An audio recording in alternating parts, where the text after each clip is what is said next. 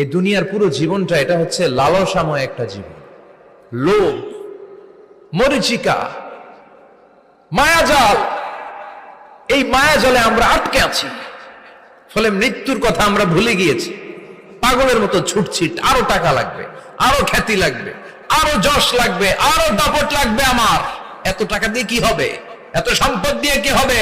এত ব্যস্ততা দিয়ে কি হবে তোমার? স্টপ, থামুন, অনেক হয়েছে। আন্না,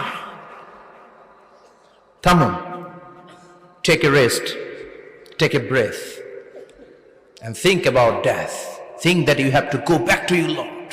একটু বসেন না, একটু ভাবেন যে আমাকে চলে যেতে হবে, চলে যেতে হবে। এই কোলাহল, এই ব্যস্ততা, এগুলো থাকবে, থাকবো না আমি। সাইয়েদনা ওমর ফারুক বলেছেন, মুতু ক্বাবলা আন তামুতু, মরার আগে একবার মরো। হাসিবু ক্বাবলা আন তুহাসাবু আলাইকুম, তোমার হিসাব নেওয়ার আগে তুমি একবার নিজের হিসাবটা করো না।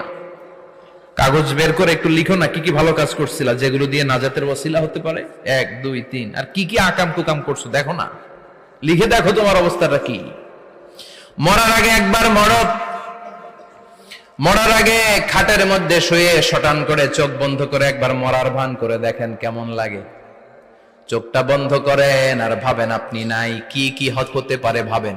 আপনার ছেলে মেয়েরা কান্না জুড়ে দিবে, আপনার প্রাণের স্ত্রী বিলাপ শুরু করে দিবে, বন্ধু বান্ধবের চিৎকার আর মাতম, স্থানীয় এলাকার মসজিদে ঘোষণা, অমুক এলাকার নিবাসী, অমুক ভাই, অমুকের ছেলে অমুক দুনিয়ায় নাই।